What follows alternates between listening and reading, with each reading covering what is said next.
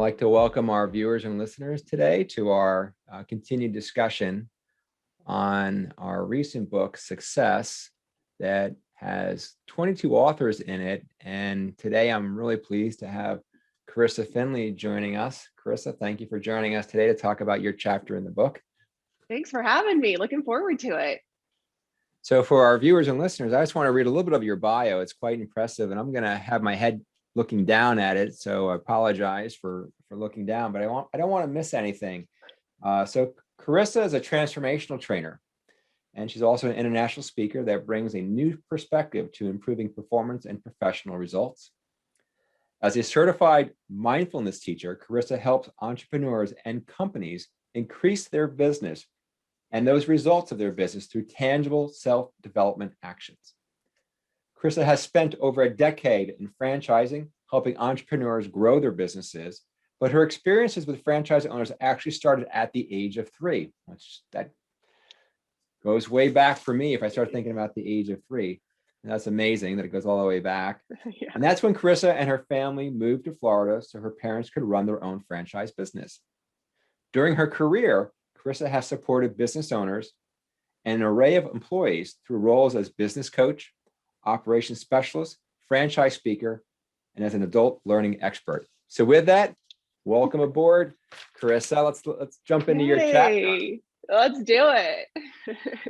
So Carisa, one of the things that we all struggled with when we started to look at the chapter was figuring out what we wanted to write. But before I get into that and talking about that, tell us a little bit more about yourself. I gave some of the highlights there, but tell us a little bit more about yourself and where you're located now as well. Yeah, so I'm currently located in Denver, Colorado, like the home that I always felt I wanted. So I am out in Denver, and really like my journey came to, you shared that it started very young, and I feel very grateful to have parents who were entrepreneurs, because it taught me a lot about respecting entrepreneurs for what they were trying to do and the businesses that they were trying to build. So truly, whether or not we had food on the table was because of my parents' business, and specifically their franchise business. And so they owned multiple different franchise businesses throughout my lifetime. And so I felt really fortunate to get professionally into the franchising space, where I've worked for several franchisors and done a lot of coaching with franchise owners. And so that was something that I took on as a large responsibility, because I understood what was at stake for these people. I understood what they were trying to build for themselves, for their families. And I did not take that responsibility lightly. Like, I really wanted to help them improve the growth of their business so that they could help employ people in their community and have these thriving businesses. So I found my niche in training. I always joke that it comes from, I have a background in fitness and in fitness training. So if you can get like a room of 20 people to do what they don't want to do at like 6:15 in the morning, like you can pretty much train any crowd that you come across. So that's really where my passion for speaking comes as well too, as I've done that for about 20 years. And so that's what has brought me here is really, I started to take a look at, as I would host a lot of like traditional corporate trainings, traditional corporate sales training and marketing trainings. And here's how you analyze a profit and loss statement. I really started to understand that I needed to change their behaviors. Mm-hmm. At the end of the day, when I was leading a training, I never came across people who didn't know what to do. I think instinctively, we know how to have a conversation and direct someone to some offering that we know is going to be a good fit for them. But the harder thing to master is the voice in their head, right? As they're having that conversation. It's the limiting beliefs about what they feel they should be making financially, about who they think they are as a leader. It's about overcoming the fear of rejection. If I ask somebody to do something, can they say no? So I started to just personally dive into mindfulness because I wanted to improve my own performance. And so I just started translating a lot of what I was learning in the personal development space into some of my professional development, which led me into infusing some mindfulness strategies going through trainings. So now I speak, I do a lot of that still professionally and online courses. And so that's what led me here. Well, let me follow up on that, as I know that in your bio, it talks about being a mindfulness teacher. Could you just explain a little bit more about what is a mindfulness teacher and why I would want to be working with you? Yeah, I think traditionally people think about mindfulness, or at least I know I do, and like in terms of a yoga studio, right? Like we meditate and we chant and we're present and we breathe. And like that's what mindfulness has been kind of traditionally viewed as, is like this euphoric state where you're connected to the present moment. But I got attracted, as you could probably tell, in how do I infuse some of these mindfulness techniques into performance, into human performance, into business performance, into leadership performance. And so I started to realize in my own personal life that if I would approach my day as a leader or as a coach with a specific intention and focus, that I was much more successful throughout the day, right? Versus like answering whatever email popped into my inbox and just what led whatever conversation happened, just happened organically. So I started to notice that if I was in control of intention, if I was present in a conversation, if there was a stressful situation in my professional environment, if I could just find my breath, right, and breathe, like I noticed that I was showing up ultimately as the person that I wanted to be, not just this ragged result of whatever the day threw at me. So I started to realize, oh my gosh, well, actually, what I'm infusing into my day, I did learn at a yoga studio, at one point 10, 15 years ago, but I've now tweaked it and made it my own. And it's no longer this kind of euphoric state. It's little nuggets that I start to throw into my day when I get an email and I don't like what's in it, right? And suddenly you realize, you catch yourself, you're like, how do I want to respond? Am I connected? How can I be proactive? And so those types of habits that I had built from the yoga studio were really kind of being infused throughout my day. So that for me is really mindfulness. Yes, can still be done in traditional meditation or connection, breathing to the present moment. But really, I think you'll see more modern day mindfulness teachers really showing people what that looks like in the real world environment, when you're not sitting on a bolster in a beautiful heated room with a Buddha next to you.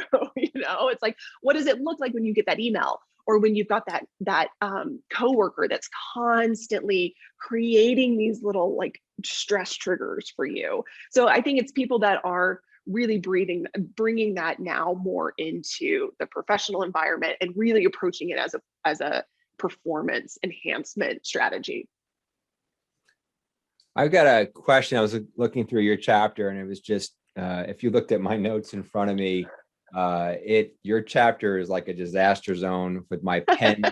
I have markings on it, and I've got earmarks. And for everybody that knows me, I have a certain approach in how I mark things up. So I've got like, it's important, it's really important. This is going to be a great tweak to put out.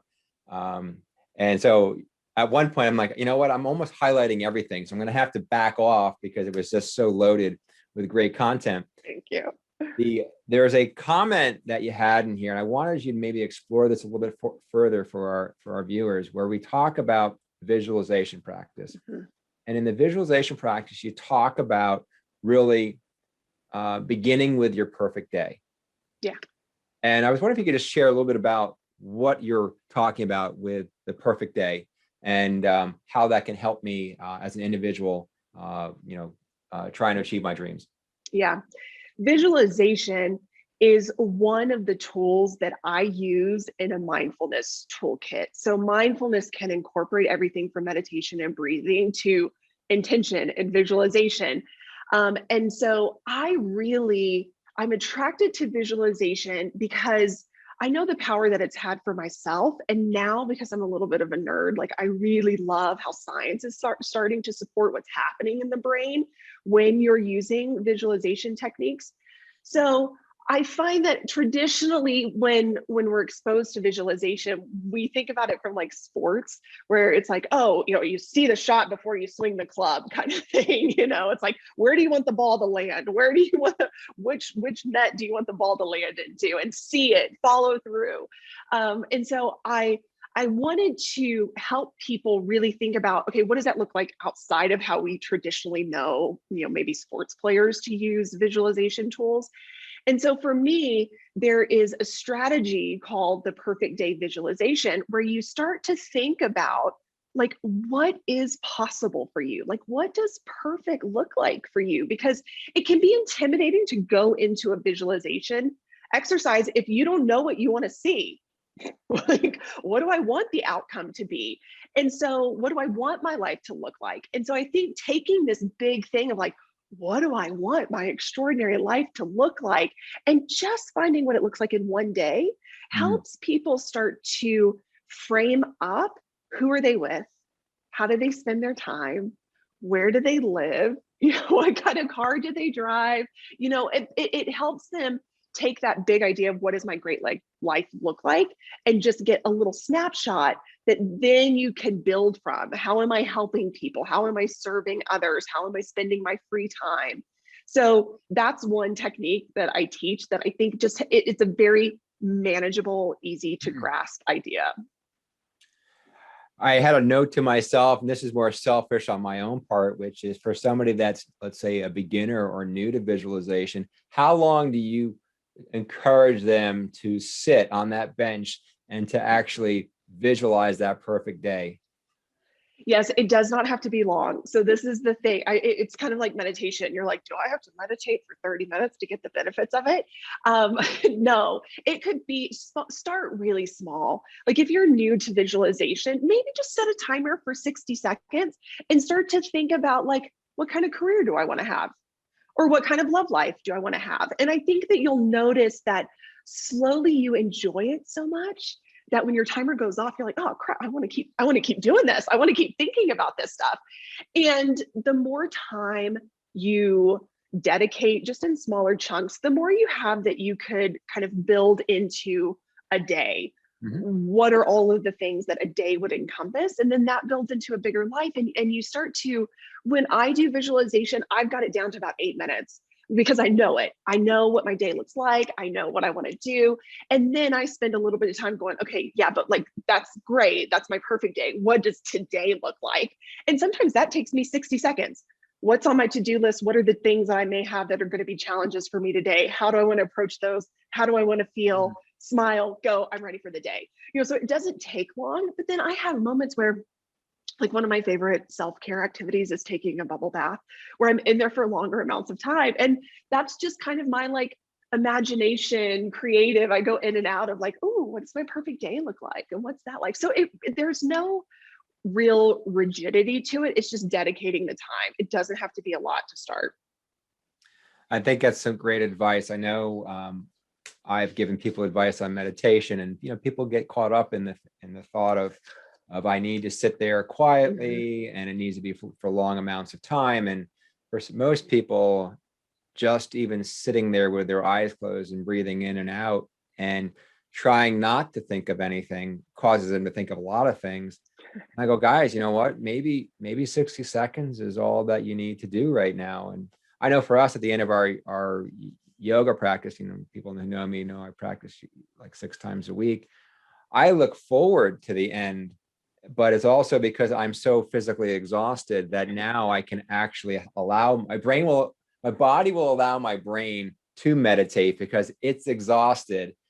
And I know when we were writing these chapters, that was some of the greatest time that I got insights into what I wanted to write was through meditation. So I was really glad to see, and I love the idea of the perfect day. And I know in your chapter, you talked about visualizing your perfect day, and you were driving a Volvo SUV. And also you were going to be living in the mountains. And it wasn't Yes. until how much longer later was it before you finally realized I visualized this? A year. So you were A already in year. Colorado for a year before you realized that this was what you were visualizing and trying to manifest? Yeah. The story that I tell in my chapters, I lived in South Florida, and I didn't love it. I liked my job and I liked the people that I was with, but like I was just getting that itch for like more. Like just that instinctive, like, hey, you've got more to give, you got more to do. And so I used visualization, and I knew I wanted to be. I started this by saying like Colorado's a home. I knew I wanted to be in Colorado. And so I would picture just driving my Volvo SUV and waking up and seeing the mountains, and we never forget those big moments, right, where I was meditating and I was sitting outside and I opened my eyes and I was like, oh my, oh my God, I did it. Like I did it. Like, and it was a year later, and I'd already been living in Colorado for quite some time. But I realized like I saw myself as this trainer leading and developing leaders. And that day I was going to host a leadership training, and so it was just one of those full circle moments where you're like, oh my God, well, this stuff really freaking works. That is great. So Chris, I have one final question for you, which is really, what message do you hope readers are going to take away from reading your chapter? It's that thoughts are powerful, and the visions that you hold in your mind of what your future self looks like is the most powerful vision that you can have. And you have the ability to take a thought and make it a reality. I'm looking at about 6 inches of snow out of the window right now. I can see the mountains and the trees. And so I think it's just to be mindful and be intentional around what those thoughts are, because they have the ability to either lift you up or push you down. But ultimately, that's the thing that you control. You may not be able to control who hires you for your next job or what they put on your paycheck or who comes into your life, but you can control those thoughts. And that ultimately has the greatest impact on your life. So you are in control, and it starts with your thoughts. And always think big. Like, think big. Do not hold yourself back, because you truly can make your dreams come true. Well, I think that's a great message. And I really encourage our listeners and our viewers to go out and get the book that entitled Success. Do you have your copy in front of you there? I do. Here it is. What people don't realize is that so each of us wound up getting our own cover. And so Carisa is on the cover with Jack there, and I'm on the cover with Jack as well. But if you look for it on Amazon.com, it'll just be Jack on the front. And so I've had some people ask about that as well, Carisa. Like, well, I don't see you on the front. I said, well, I'm just one author of 20 some other. But I think it's a fantastic chapter. I really enjoyed reading it. I think there's a lot of great value that the readers can get from it. And Carisa, I just want to thank you for being so gracious to share your time with us today. So thanks for having me. Yeah, I enjoyed it. Thanks. And to our viewers and listeners, guys, to your success. Until then, see you next time.